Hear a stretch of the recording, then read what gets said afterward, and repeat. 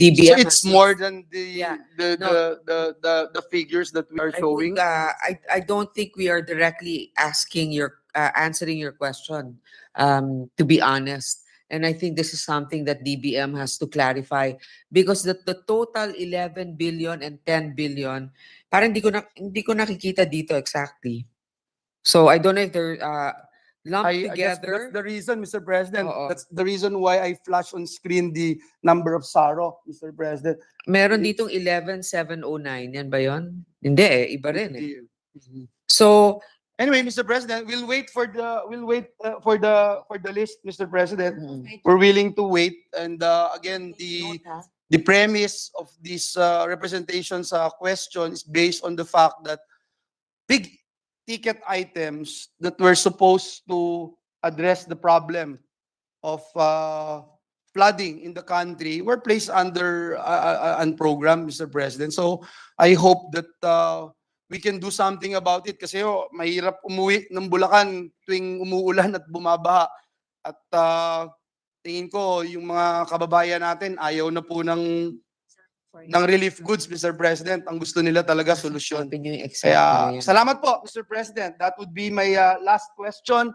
And I'd like to thank our distinguished colleague, the chairperson of the Senate Committee on Finance, for patiently answering these representations questions. Maraming salamat, Ginoong po. Thank you, Mr. President. Thank you, Senator Villanueva. Thank you, Senator Grace. Majority Leader. Mr. President, next to interpolate would be Senator Amy Marcos. Senator Amy Marcos, Super Ate is recognized. I consumisyon. Yes, thank you very much, Mr. President, and the good chairwoman of the Finance Committee of the Senate. My first query would be that given that inflation for October was recorded at 2.3, well within the desired 2.4 target band of the BSP, rice inflation nevertheless accelerated from 5.7 to 9.6 the previous month, despite the implementation of the lower rice tariffs from 35 to 15% August 2024. So when will the NEDA board conduct its review of the rice tariff under the Comprehensive Tariff Program for 2024 to 2028? Given that clearly the rice inflation, headline inflation continues at record pace. We're already at 15%. Ibabagsak pa natin sa zero po.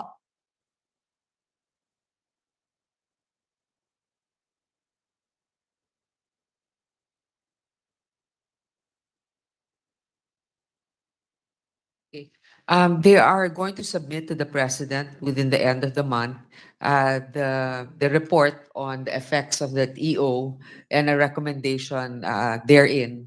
Okay, we look forward to that. In the meantime, perhaps our economists can explain why rice inflation accelerated instead of decelerated in the previous month. Why so? We were promised the opposite. Kasi in October of last year, we had a price cap.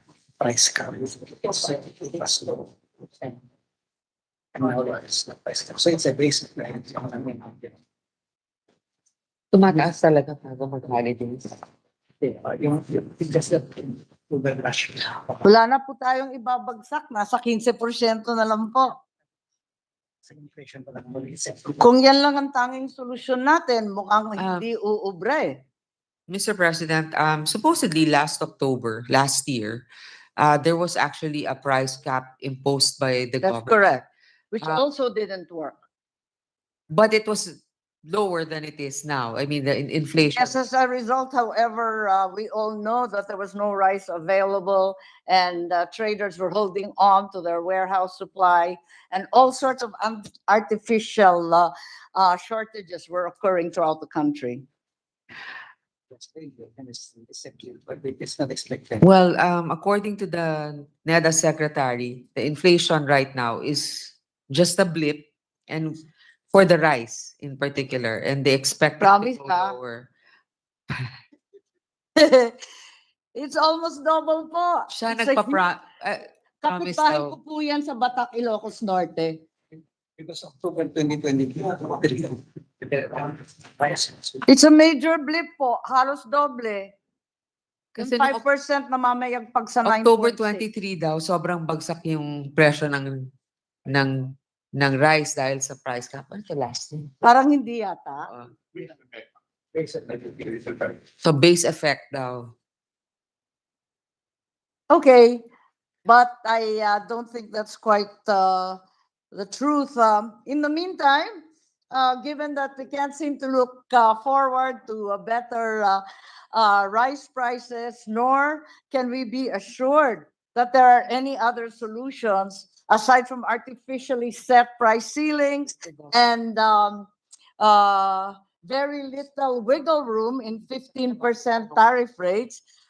The other issue is how much is the projected tariff loss for the implementation of the lower rice tariff? Huh. I think the BOC has released estimates for the revenue loss. And I'd like to hear what those rates are assumed to be. Kasi maliban sa bumagsak na nga yung taripa, Tumaas pa ang yung presyo. problema, oo, tumaas pa rin ang inflation at sa kabila nun, lugi pa tayo, bagsak din ang koleksyon. Kaya si Secretary Recto hindi matutuwa niyan. Kita natin, ang laki-laki ng binagsak o babagsak ng ating koleksyon ayon sa ating BOC. Magkano kaya ang revenue loss natin? Magkano? Anticipated under the new regime of 15%? Nasa 16 plus na eh. Ang nabasa ko po sa dyaryo, mula sa 28.477 billion, ang revenue loss natin 16.344 billion, nasa 12.103 billion. Menos pa sa kalahati ito, mukhang 1/3 na lang matitira. Tama ba to?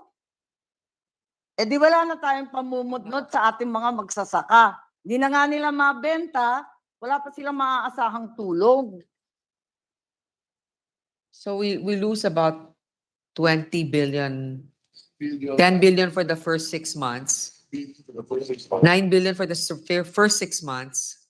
9B, first Yeah. 6 months. For a year, it's about 20 billion. 20 billion, it's getting bigger and bigger po. Nag-umpisa tayo sa 15B, nasa 16 and a half nung nakaraan. Ngayon na 20 billion na. Palaki ng palaki po to. So, ang balita ko, nangako naman si Secretary Recto na ipapasok sa GAA at yung kakulangan, siya na ang magpupuno. Tama po ba? Saan kukunin yan? Kasi parang palipat-lipat lang tayo ng pera nito. So, is the consideration therefore, hindi umuubra yung rice tariff reduction. Pag tuloy-tuloy pa to at hindi bumabagsak ang presyo ng bigas, ang ibig sabihin ba yung ating economic managers ay itataas na naman ang taripa sa 35% to cover the projected revenue loss? Kasi hindi naman pwedeng gaan ng gaay ang pupuno sa 20 billion na kulang.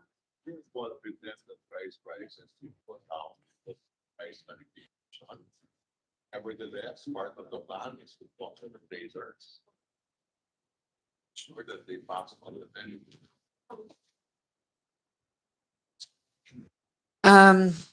Well, I guess the major plan is we need to talk to the traders to make sure that they pass on the benefits.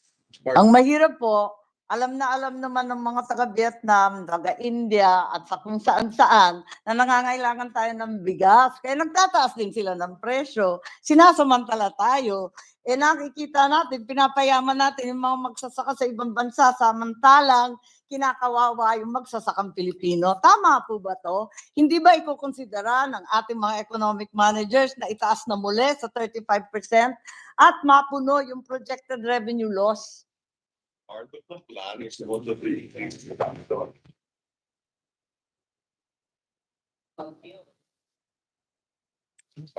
Part of the plan is to also to encourage and to increase more production. Parang hindi naman realidad yan.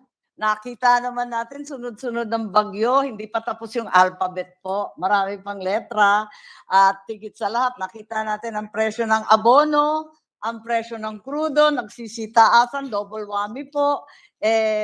Palagay ko, kinakailangan siguro mag-isip tayo kung ano pa yung plano. Kasi itong mga planong to, itong artificial price ceilings, pagkatapos itong mga taripa na wala nang ibababa, parang hindi nagwo-work. Kailangan siguro mag-isip pa.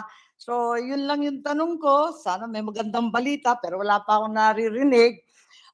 In the meantime, can we be updated on the computed cash balance of the National Treasury? Can you verify that we ended, in fact, the year 2023 with the balance of 787.1 billion? Tama ba yung aking numero?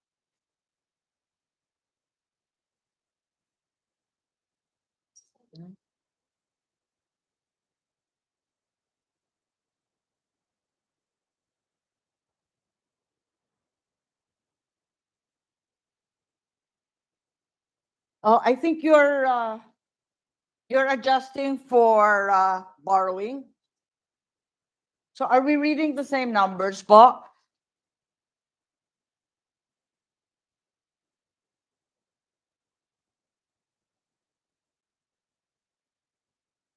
Nakaka-nervous po to. Hindi natin alam kung magkano yung pera natin. Kinakabahan ako, ba't natatagalan? Dapat simpleng-simpleng tanong yun. As of About end 700. 2023. Yeah, more or less you are correct, Mr. Chair, about 700 plus. Yes, 787.1 billion with a net change in cash position of 505.8 billion brought about by a borrowing of 1.875 trillion against a deficit of 970.2 billion. Is it safe to assume that the Treasury still has at least 1.2 trillion to fund the rest of 2024? Parang tama yun, di ba? Arithmetic lang po.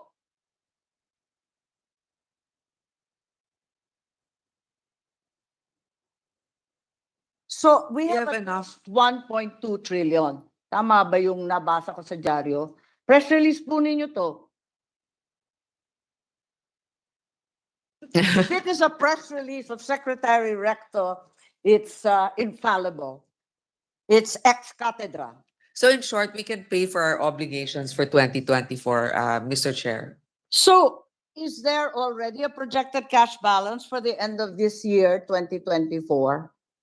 The projected cash balance of the National Treasury at the end of this year, since we're already right smack in the last quarter, siguro naman may projected cash balance na tayo at this point. What the previous finance secretary says in open session, we can provide you the numbers privately. Privately, so it will be an executive session or will be provided at a later juncture. It's just projected, hindi naman siya absolute. We will have a positive cash balance. We can Okay. submit that to you, Yes, so Mr. President. that being the case, may I proceed to another concern? The Bangko Sentral of Anang Pilipinas sold 24.95 tons of gold on the first quarter, the first half of this year, according to the World Gold Council.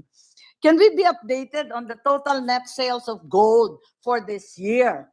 Given that we have enough money to fund our expenses, did the BSP sell more gold even after the 25 tons almost in the first half?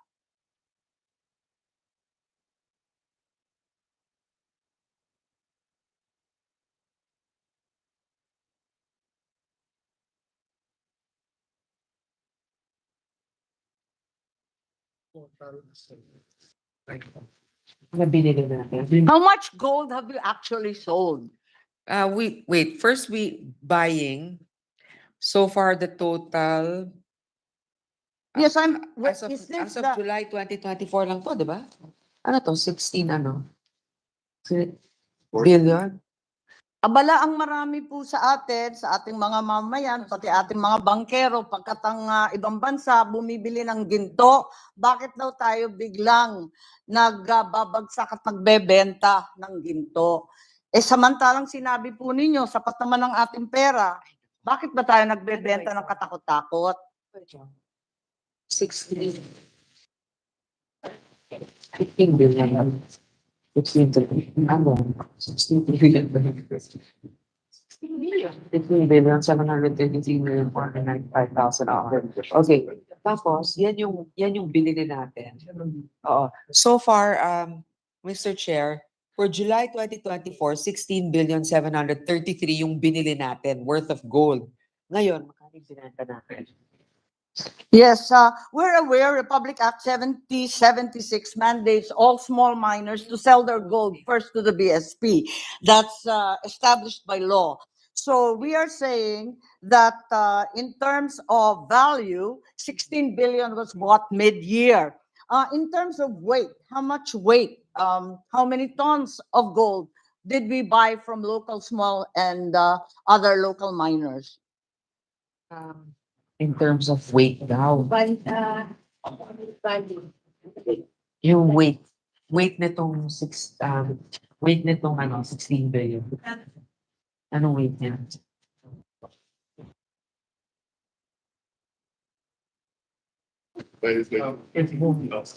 Magkano ba yung price ng gold ngayon? Tapos i-divide na lang. Per kilo. Per ounce.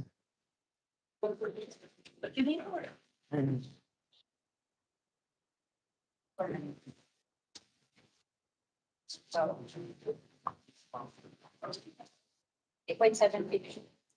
Sige po, baka naman kailangan hanapin. Total, nasagot na rin in terms of value, nasa 16 billion. Later on, you can probably tell us in terms of weight. Ano? Okay, we're computing that based on the amount released so Tama. far. Sige po, but there's also been a question about the price at which we are buying gold. Marami rin nagtatanong Ano ba dyan. yung 2,000 something per ounce? Per Well, that's the world rate. The US dollar rate is at 2,754. but we need to ask how much did we But how spend? much did we buy from the local miners? Can we go back to the first question? How much did we sell? What's our total net sales for this year so far? Apparently, we sold 24.95 tons of gold in the first half. Pa tayo nun? Have we been selling since? Benta? Ay, yung magkano yung nabenta natin? Wala. Hindi kayo binigyan.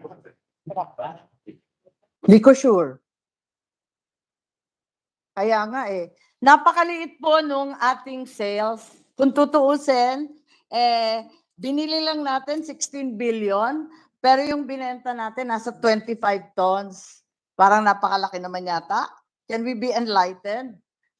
Perhaps if you don't have the data on hand, maybe at least request that it be submitted shortly. Mr. President, it could also be a part of the reserve strategy of the central bank. So maraming ang binili na para sa reserve, but we will get a definitive answer. That would appear to be the opposite. Di ba baliktad yun? Kung nagre-reserve ka, nag-iipon ka, hindi ka nagbebenta. Can we be enlightened on the rationale Para of the makakuha ng BSP? cash reserve. Selling na its binibenta gold nila. holdings. Nagbebenta para sa cash reserve. Oh. Pero kasasabi lang, meron tayong 1.2 trillion to fund the rest of 2024. Iba naman even kasi, moving hindi to naman galing sa 2025. central bank yung funding natin for the gas. Tama. So maybe it's just central bank. Just of that, the gross international reserves today is $112 billion, highest ever. And because of that, maybe one of the contributing factors is that our dollar reserve is 112 billion US dollars, which is the highest ever. Yes, but the question also arises, and it has been asked not only here in the Philippines, but elsewhere.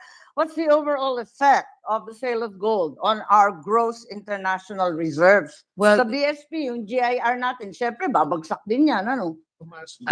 tumaas actually. Our dollar reserves increased. The dollar reserves increased, pero yung overall, yung gross reserve, including everything we have, Are you still in? 9% of our GIR is still in It's gold. still in gold. Oo. So,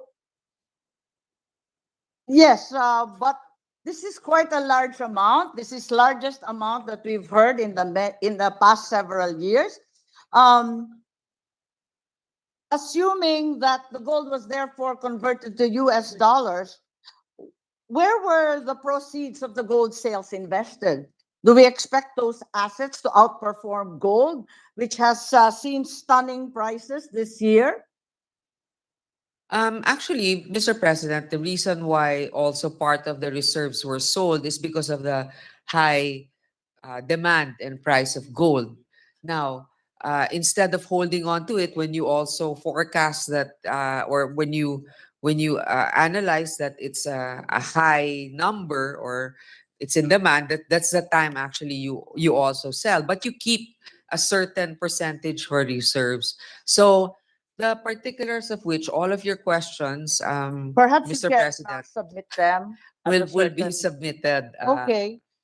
We also would like to know what's the average price of the total gold sales of BSP. Is it higher than the current price of gold at 2,754.27 per troy ounce, which I believe is a record amount.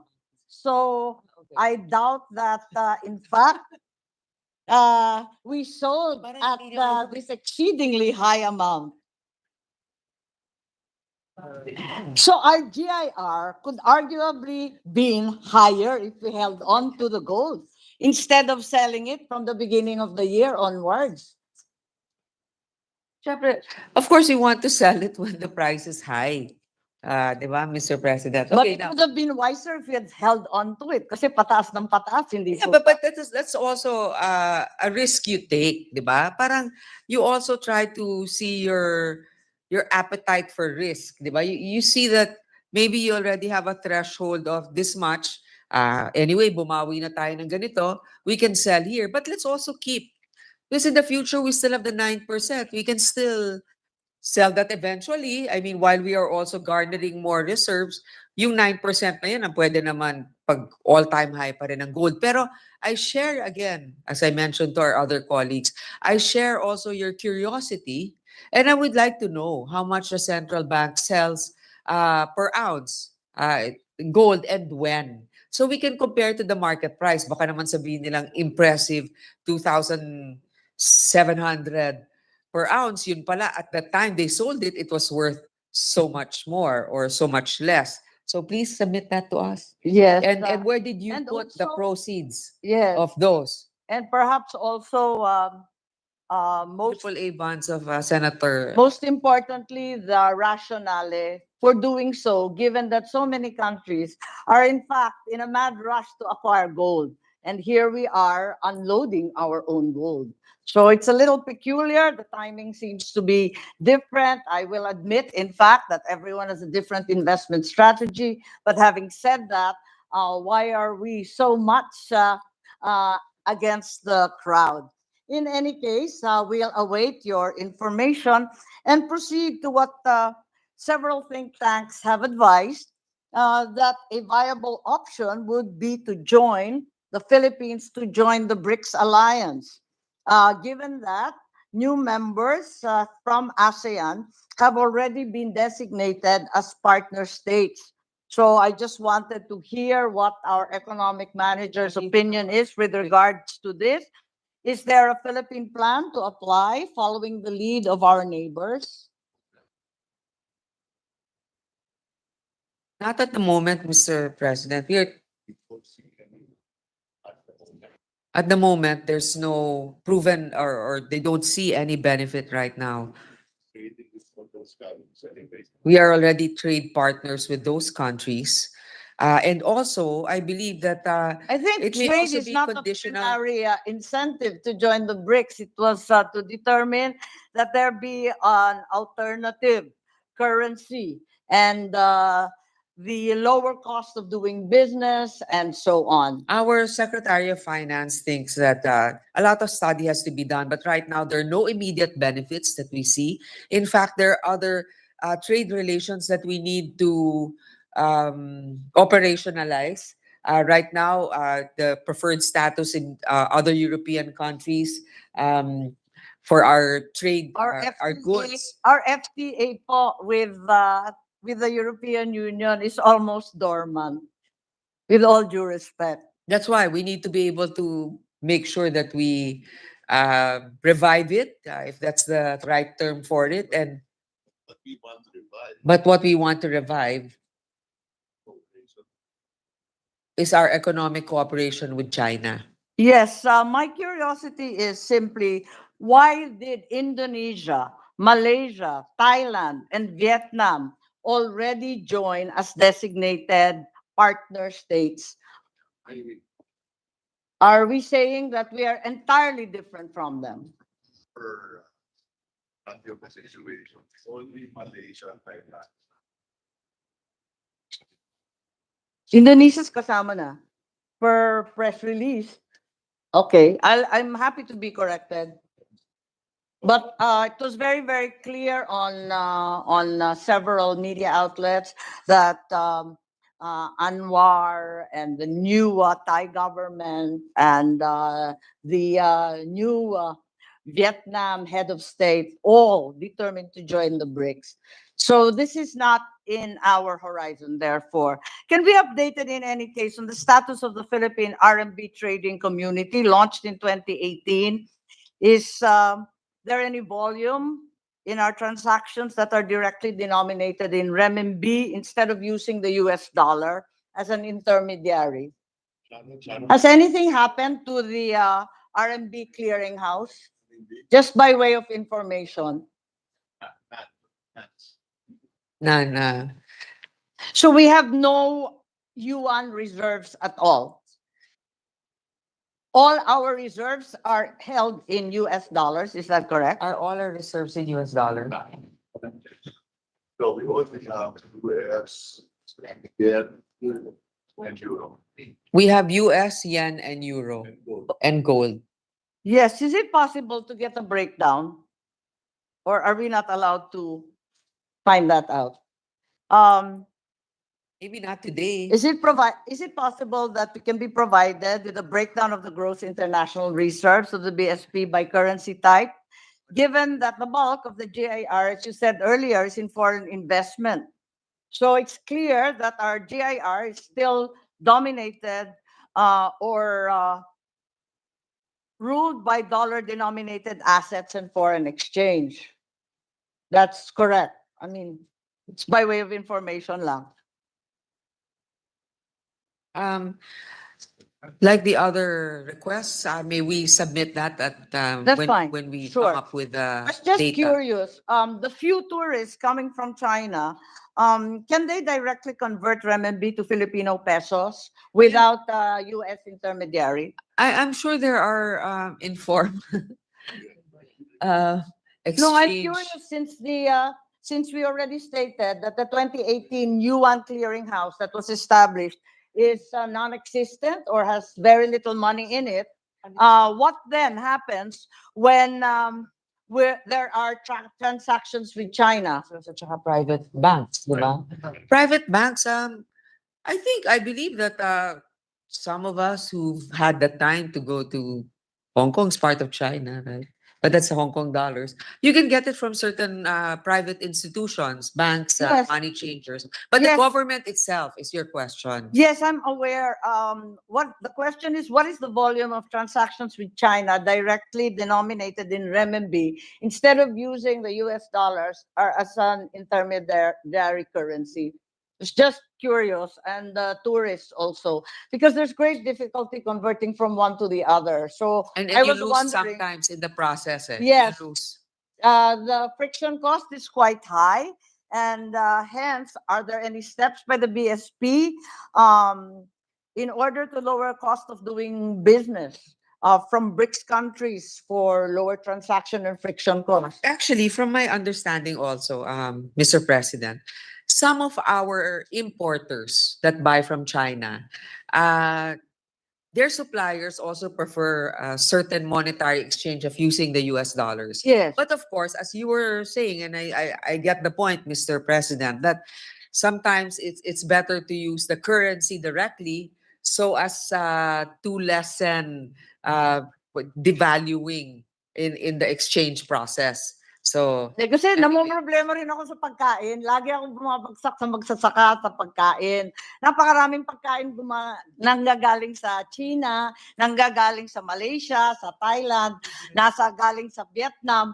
Lahat ng pagkain na yan na inaasahan natin at kinakailangan natin, talagang magiging mas mura dahil sa BRICS at dahil sa renminbi at sa iba't iba pang currency. Pero kung parati tayong umaasa at kino-convert natin lagi sa US dollars, talagang mahal ang bilihin natin. Hindi na bababa kailanman.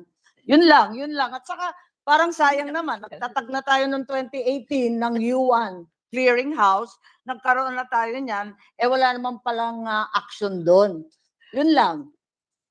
Dakilang Ilocana lang at nais ko lang magkaroon ng mas murang presyo para sa ating bilihin.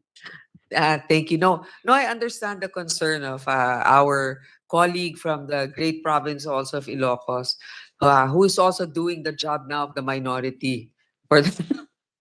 Thank you. I think I'm doing the job of the Senate po, with all due respect. Okay, I mean, you are doing the job of the Senate, particularly the advocacies of the minority.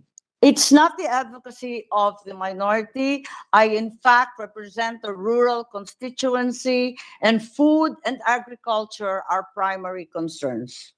Okay, then point taken. But I also know the end goal of the minority. I'm not a member of the minority. I voted No, for the Senate president. Yeah, no, that's why. No, I'm Thanks. just talking to the Mr. President. I'm talking to the minority leader, who I'm sure appreciates the discussion right now. So therefore, now that I've been assigned to the majority despite the minority, despite having voted alternately, I do think they need some help, given that there's only two of them at this point. Nevertheless, I will be grateful if we are provided with a breakdown of the gross international reserves of the BSP by currency type, as stated earlier, given that it's in foreign investments, and also earlier, as stated, some information on the buy and sale of gold. So, kung maibigay sa atin yan, malaking bagay, pati yung mga cash position na hinihingi natin dati.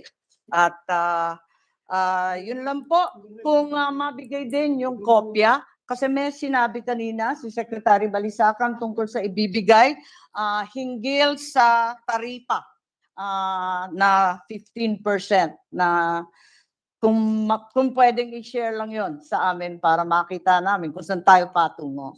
Sige. Maraming salamat po. Yun lang.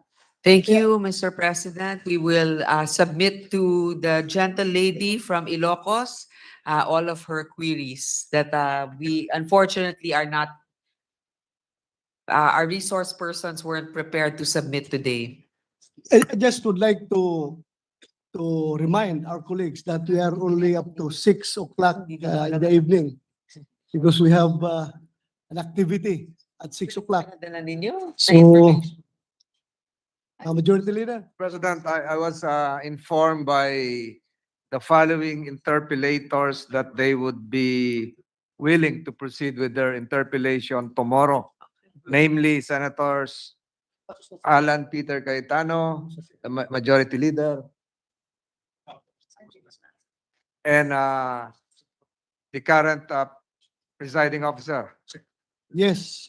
So, and the Minority Leader, of course. So, 1 minute 1 suspension. 1 minute suspension. Hindi, inaway ko.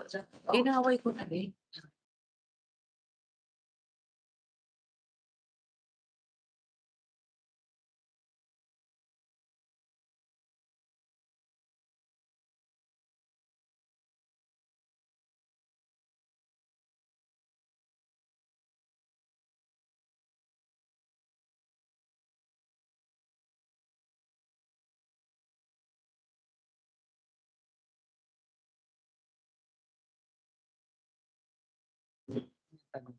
Mr. President,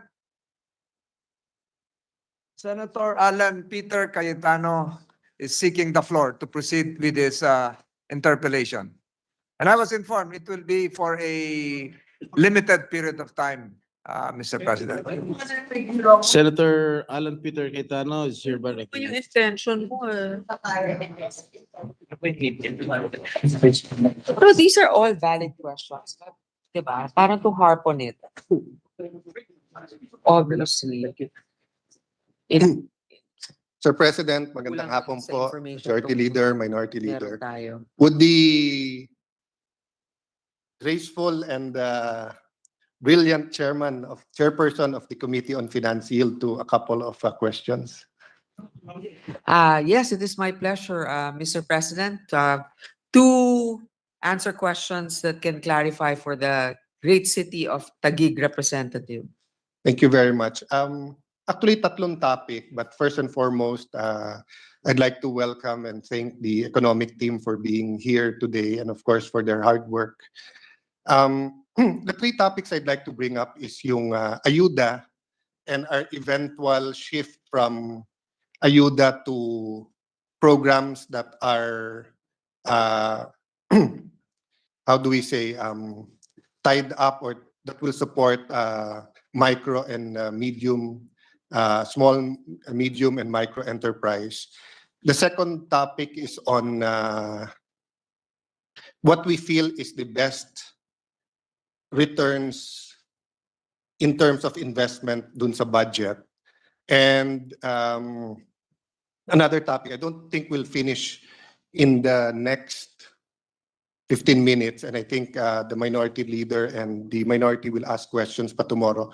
So let me start out that way, no, na apples to apples, what does the administration feel is the best return on every peso we spend? Is it infrastructure, education? I know it's hard to put one, but let's say what's the top three?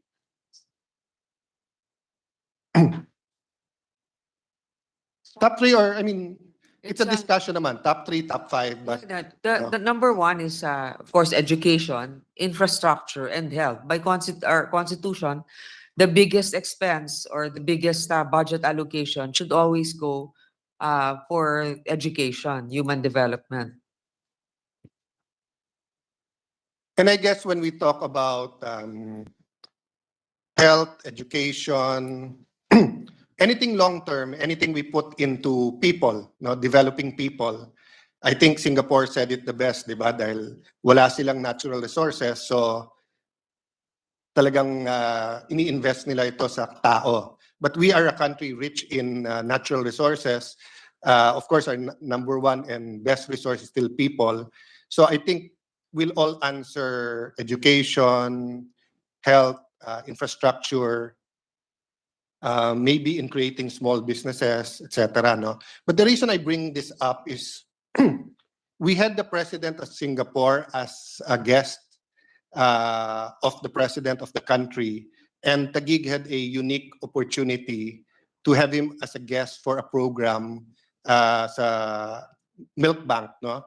And this guy is a genius in finance, spent his life studying numbers, finance, returns on investment. And I was joyfully surprised when he said that in all his studies, ang number one sa kanya na best in returns, and I thank the NEDA Secretary for listening intently now, no? Ang sabi niya, number one na best na return is anything that will help prevent stunting. Okay? Kasi sabi niya, if you have scholarships, that's an intervention in grade school, in middle school, in college. If you have health, of course, that's always an investment. Pero kung yung bata ay stunted, no matter kung gaano kaganda ng housing project mo, ng livelihood projects or whatever, hindi ito makakapagbigay ng returns kasi once na stunted na, limited na yung interventions na pwede. So I have a chart, and if you allow me, I'll continue tomorrow. But I'll just leave that as a hanging question. I'd like to know, I'd like to know first if we agree that that's one thing we cannot allow kasi more or less lumalabas ang in danger of stunting or sa Tagalog yung pagiging bansot, no?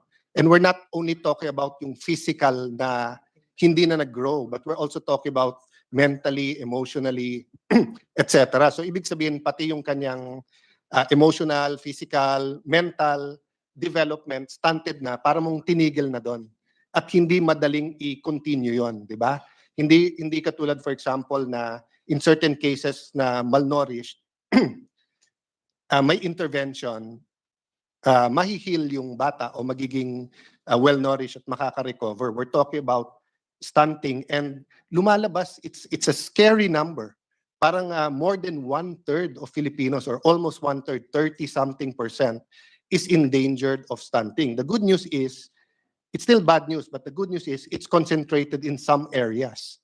So we can actually have interventions in those areas. Kasi if it was like 30% or 30% all over the country, mahirap magkaroon ng programa all over the country. But if it's like 40% in one area, 25% in one area, 5% in one area, we can rely on the LGU dun sa 1 to 3, 5%. But the national government can come into the areas na 20%, 30%, 40% yung danger ng stunting. So the two questions, sorry mahaba yung intro, but first question is, do we agree no, na if not the highest, one of the highest na talagang return on investment is to prevent stunting? And then the hanging question, which let's discuss tomorrow, is what are the array of programs we're setting out to specifically target? I'm not talking about general programs of the 4Ps, etc. I mean, you can mention that, but the 4Ps has been there since panahon ni President Gloria Macapagal Arroyo. Of course, it was boosted up during Pinoy's time and until now, but the stunting numbers have not changed. So yes, it's a good intervention, but it's not a targeted intervention. No? Yes, Mr. President, I'm glad that Senator Cayetano Alan has brought this up because that's always been our advocacy. In fact, together with him and Senator Pia, they've supported this. That the first that initially what we passed here is the national school-based feeding program. Now, we realize that's not enough because a lot of these kids that get to elementary school are already stunted by the time they reach first grade. So we expanded it, the funding to include daycare facilities. But then we also realized that actually more than these preschoolers, from the womb of the mother is when nutrition should begin, proper nutrition. So steadily, we passed the first 1,000 days of a child's life, which begins in the womb of the mother until the child progresses to 2 years old.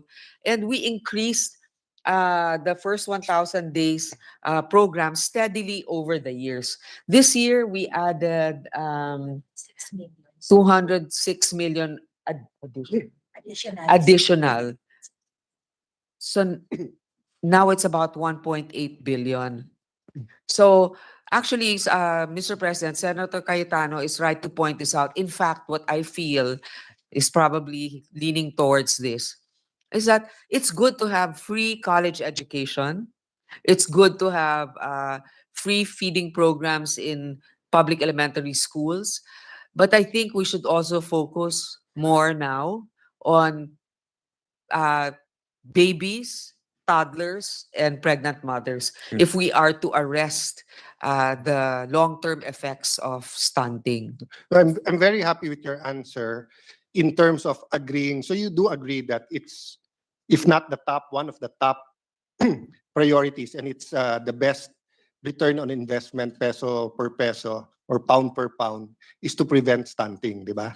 Kasi anuhin natin ang 6 trillion peso budget kung 1/3 or even 1/4 or 1/5 of your population is stunted or bansot, di ba? Napakaliit talaga ng, kung titignan natin sa kabuuan ng budget, kahit na sabihin natin na tinaasan ng pondo nito, eh napakaliit pa rin ng porsyento if we're really serious about addressing stunting. Kasi yan nga, magkano ba yung feeding program? I think it's maybe total 14 billion ba? Total of 17 point. Okay, 17.1 para sa feeding program. Tapos as I mentioned na yung 1.8 dun sa ano first 1,000 days. Pero ang binabayad natin sa let's say tertiary education is tertiary education, free state universities and colleges, nasa 56 billion. 'Di ba?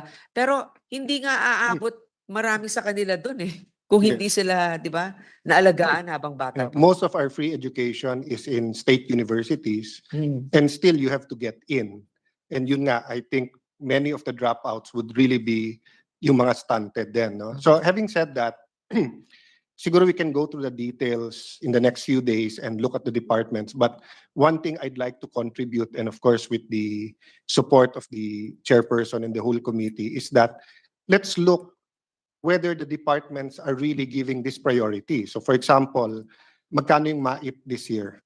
30 billion, more or less, 35 billion. I wonder if we look at the map kung saan pinakamaraming stunted, and we look at the distribution ng MAIP, ito kaya ay,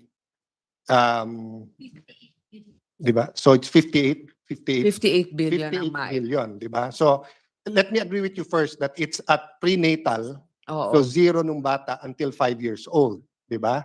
So, I mean, if we go through the programs of all the departments, makakatulog tayo. It might sound boring, pero ang gaganda ng mga programa. But that's not our question. Our question is, kasi di ba, it's a reality that you might be hitting the target, pero mali target mo. So it actually happened in one of the Olympics ata, di ba, yung, was it the arrow or shooting? Tinamaan niya yung bullseye, pero tinamaan pala niya yung bullseye nung katabi niya. So hindi counted sa Siyempre. kanya, di ba? So meaning if the health secretary would have been here, he would be saying na lahat ng 7 years old ganito, lahat ng may renal failure may ganito, lahat ng walang gamot ng ganito. Oo. Yes sir, pero 30% pa rin ang endangered ng stunted. So Correct. maganda yung sinasabi mo pero mali yung target mo. And it's a reality that we'll spend less kung 0 ang stunted sa atin, di ba? Correct. Kasi they'll be more productive as they grow older. So I'll show a little bit of charts later on, and maybe dun sa mga department na they're hitting the right target, we can give them a gold star. Pero dun sa hindi, we can ask the help of the economic team na medyo baguhin. But maybe for the 2027 budget, we can have that as an additional criteria ng DBM on those specific projects like the 4Ps, the MAIP, AIX, the HPEP, for example, di ba? I would assume that many of the places na may danger of stunting, dito ang walang health center. Di ba? So, kung gagawa ka rin ng health center, last year, it was 45% ng lahat ng barangay sa Pilipinas ang walang health center. I waiting for Monday to find out because the secretary promised na aayusin nila, fast track nila. But sobra akong nalulungkot because I was talking to a mayor yesterday. Sabi niya, something like 38,000 per square yung health center when it was the DOH who was going to do it. But DPWH did it close to 50,000 per square daw. So I don't know if they changed the specs, mas maganda, but now it's much smaller. So I want to hear from the secretary on Monday, ano nangyari sa kanyang for health facilities. But I'd also like to find out, are you putting it in areas na pinakamalaki yung danger? Unfortunately, I assume these areas na pinakamalaki ang danger ng stunting is yung pinakamahirap. So even if you build a health center, kung walang nurses, walang doktor or health workers, di ba? It might not also help. So let me go on with that topic tomorrow and maybe ask if we can put together, not necessarily for tomorrow, but before the BICAM, ano yung programang generally or specifically targeting stunting so that we can take a look at it together as a chamber and and try to find, some targeted solutions to it. No? So, ma'am, last year, with, of course, our colleague, Senator Sani, I was already complaining when they recruited Senator Ralph, and he's not running for the Senate because the executive is raiding the Senate for their executives. And then ngayon si Senator Angara naman. But I remember gumawa siya ng computation, I think also supplied by the DBM secretary. If you add all of the ayudas, including, I think including the PhilHealth, no, 4Ps, etc., how much would that be for this year compared to last year?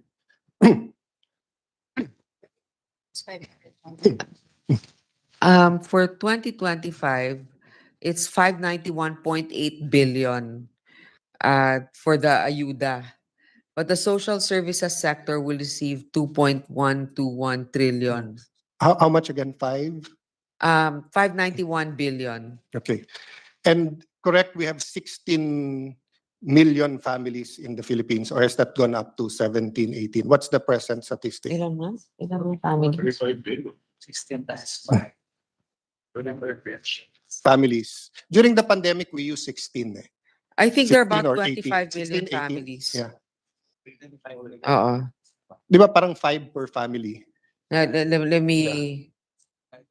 So more or less 20 million families. 728. Million families. Okay. But even at 28 million families, so two questions about ayuda. Unahin ko muna yung specific. So as you know, no, I've personally advocated 10,000 pesos per family, per Filipino family. We did that during the pandemic. 2 gives, 5,000, 5,000. Towards 2021, I personally felt na kailangan ng additional ayuda. So theoretically, we can actually give 10,000 per family. In fact, we can give 20 if it's 500 billion and you have 27. I'm asking if we can. I'm not asking if we will or if you want to. But theoretically, we have the money, right? At 10,000 at 27 is only 27, is 270 billion. And we have 500 plus billion. So theoretically, we can. Yes. Yes, di ba? Yeah. Yes, okay. But the answer last year is we'd rather have it targeted. Yes. So let me just give this as an input rather than argue, because I know you know what you're doing. And I know that we're trying, all of us are trying our best to get the services to the people. But as you know, Senator Pia, myself, and Mr. Boy Abunda, we have a show every Sunday night, 11:30 on GMA7. And part of the show is really families or magkakapitbahay na nag-aaway. And half of it is about utang and about really having a hard time in life. And it's amazing to me na, for example, there was this Lola living with her husband in the late 70s, 80s in Rizal. So halos Metro Manila to, nasa Rizal sila, na as in, kung hindi nila babantayan yung sarili nila, kakagatin sila ng daga sa maliit nilang barong-barong. And she's never sure if she can even have one meal a day. But when I asked them if they heard about AIX or support, wala. So apparently for me, one extreme is giving the 10,000 to each family across the board, which DOH, DSWD, DOLE would rather make it targeted. Pero ang problema sa targeted, it seems that if you do not have the right padrino, and I'm not talking about only politicos, but meaning you don't have the right access to media or hindi mo katabi yung regional office, hindi rin napupunta sa poorest of the poor. And I'm sure if we do a deep dive sa COA, yung mga entrepreneurial, meaning yung parating na sa munisipyo, parating present, they're the same people siguro who got, baka naka 4-piece na sila, naka-AX pa, naka-MAIP pa, and everything. I'm not saying they don't need it. Many of these people who get double or triple still need it. I'm just saying there's still a gap, there's still a last mile between people who are poorest of the poor and really need it. No? And I can give you some of the footage, the economic team of our of our show. At magugulat ka talaga na you know yung magpapatayan, nagkakagalit, na matagal na magkakasama, pamilya nagkakagalit for 5,000 pesos, for 3,000 pesos, 2,000 pesos, and never silang nakatikim na meron silang AX or tupad or whatever, no?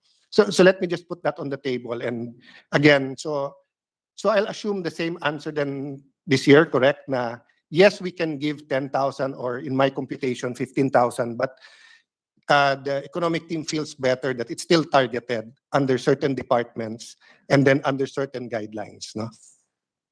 Yes. Yes, I understand.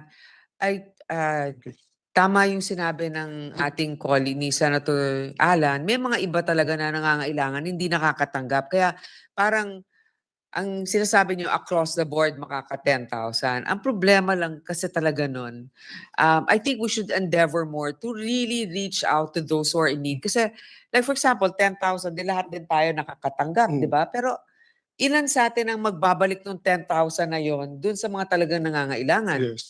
So I know that others will say, well, we all deserve it because we're all taxpayers, right? Yeah, but you know, there's also that there's that philosophical argument regarding that. But I think it is incumbent upon the DSWD and the ano ba, Philippine Statistics Authority and all the other agencies to really reach out to those. I can't believe that this day and age yung kinikwento ninyo na meron pang natatakot makagat ng daga. Yeah. 1 meal a day. I mean Yeah. that's so unacceptable. I Madam mean, Chair, I'll agree with you at the majority leader is just reminding us that it is the Senate's anniversary and we have to leave in 5 minutes. But let me just say I agree with you. In fact, that's why hinihimay ko yung latest FIES. So, and if half of the population is the one in need, then you can actually give them 20,000.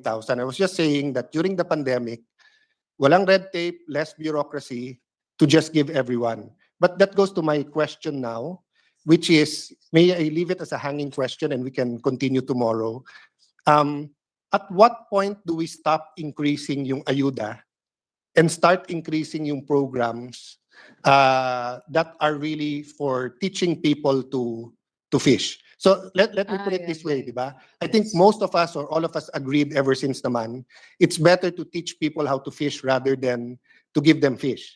But during the pandemic, especially during the lockdown, you cannot fish kung naka-lockdown ka. And not everyone ay tabing ilog o tabing dagat. So, and not everyone has access to fishing. So we decided to give people fish. At dun naman yung hugot nung 10,000 each. And I will reiterate, it was a second round rather than a new program. Having said that, I do realize that we're starting to shift, di ba? Pero pataas ng pataas pa rin ang mga ayuda. So I'd like to maybe not end the conversation tomorrow, but start the conversation. When do we start increasing, let's say, programs for micro and small entrepreneurs getting loans, which they cannot get from commercial banks, instead of a ayuda? Because now, if someone from the palengke needs to borrow 10,000, it's better for them na sumipsep and to get 10,000 from AIX rather than to borrow it or to get 10,000 AIX, then to borrow from 5-6, then they pay 20%. No? yeah. So I know it's a long discussion and it's not an instant 2027, wala na, 2026. We'll always need some form of ayuda. Diba? But how do we do the balance? Maybe it's time to start that discussion if it's not being discussed already. But I'll end here, Madam Chair, and thank the economic team. It's 6:06 and I think we have to be in the old Senate building at 6:30. Thank you for your patience. And tomorrow I'll just show some charts on the stunting and just continue some discussion. Then just one more topic on loans, which we started during the other committee, during the committee hearing. Thank you very much to the economic team. Thank you, Majority Leader. Thank you. Thank you for your constructive line of questioning, Senator Cayetano. That is a point well taken. O nga, alam mo yung mga mahihirap, lalo na ang mga kababaihang mahihirap, ang number one na nagbabayad ng utang on time. So if we can channel some of the support that we are giving to low cost or very little interest loans becomes teaching them how to grow their livelihood. Thank you. Mr. President, As earlier explained by Senator Cayetano, I move that we suspend consideration of House Bill number 10800. Is there any objection? There being none, motion is approved.